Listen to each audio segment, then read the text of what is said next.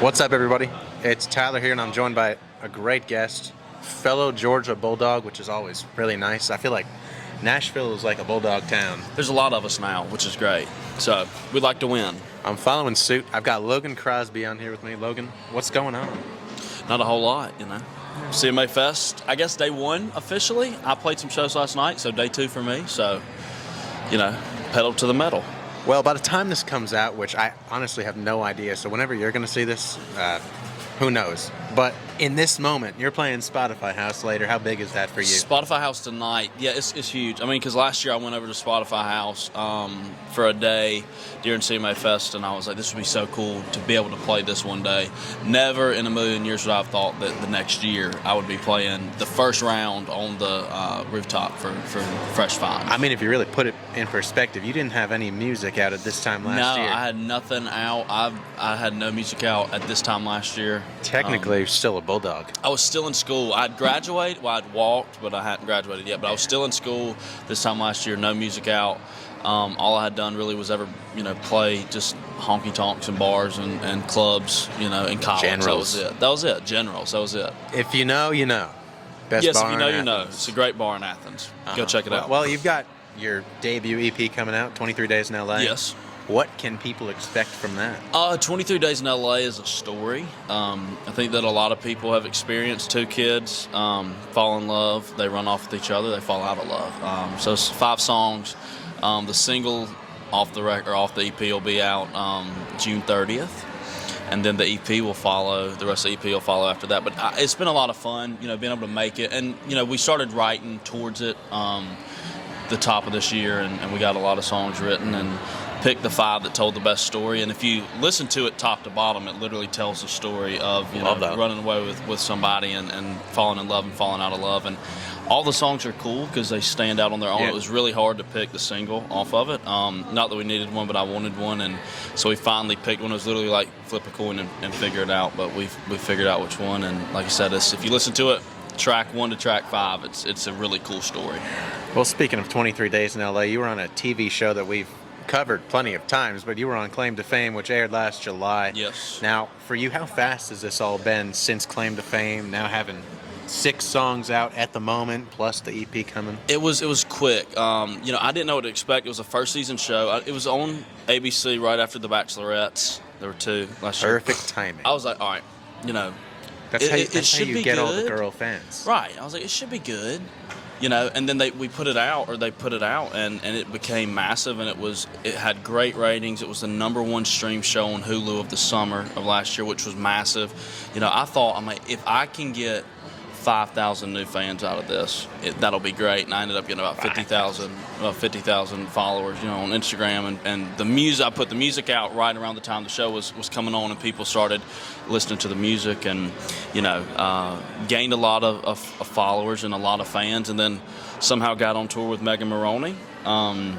2 dogs. Which is another Georgia Bulldog, right. who we love dearly, who's one of my favorite people in the whole world. And so I went on tour with her at the top of this year, and then going on tour with her again in the fall, and then putting out a project. I never would have thought all this would have happened, within a year, but, we put out a lot of music and signing a publishing deal and all kinds of stuff that I've been able to do. I've never in a million years would have thought that would have happened in a year.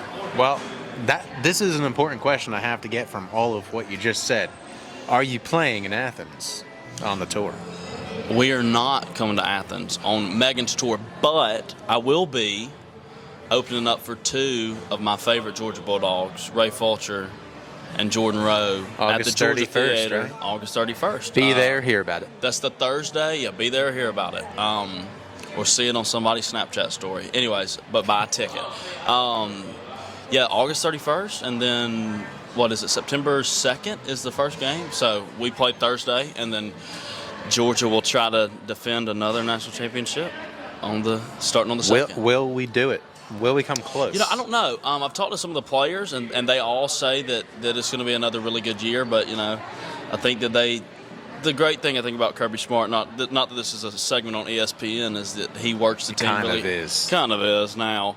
He works the team really hard, and the guys are excited though about this year. So I think it'll be a great year. I'm going to have fun going to the games. I'm going to go to a good bit of games, luckily. But then there are going to be some that I'm going to miss, which I'm upset about. Well, For all of you out there watching this, there's just one key thing I'm going to say right here. When somebody says, "Who's that coming down the track?" you better know. Yeah, that's you're not a real Georgia fan if you don't know. And my sister is a freshman at UGA. She's That's actually right. moving to Athens in a couple of weeks, and that'll be great. So whenever she's up there, and I'm sure my parents will come. My dad's an Auburn fan, which is kind of weird, really. Ooh. But we'll all do family tailgates and stuff, and I'm excited about it. But yeah, that show with Ray and Jordan's going to be awesome. So I'm really excited about that. It will be. Now, for you personally, you've been here for a little while now. Do you have a favorite story since being in town? Nashville story? I don't know. I don't go out a lot. Probably one of my favorite, like the most memorable things since I moved to town was when it was probably 2 or 3 weeks after I'd moved. I moved in October. Laney's record was coming out.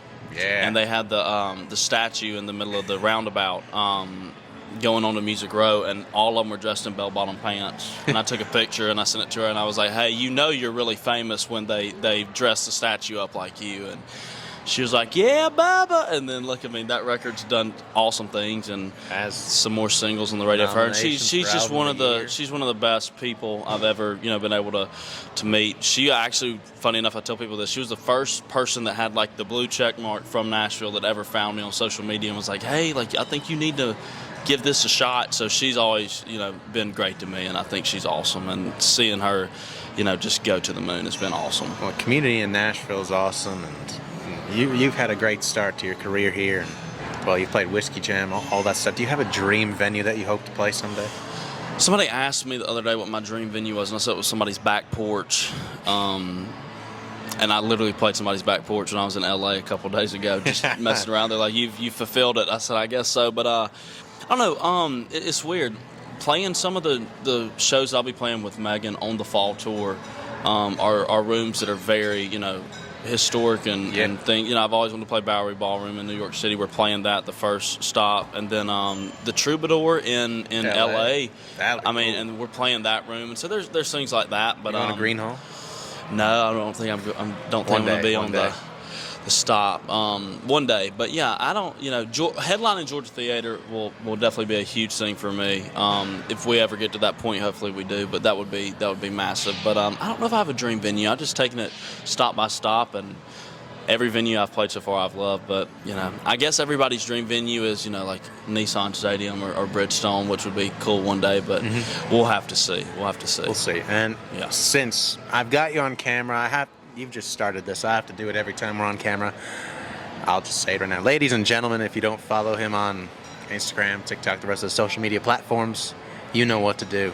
Yes, Get ready ladies and for gentlemen. 23 days in LA. Yeah, Yes. you heard him say it. Ladies and gentlemen, follow me on everything.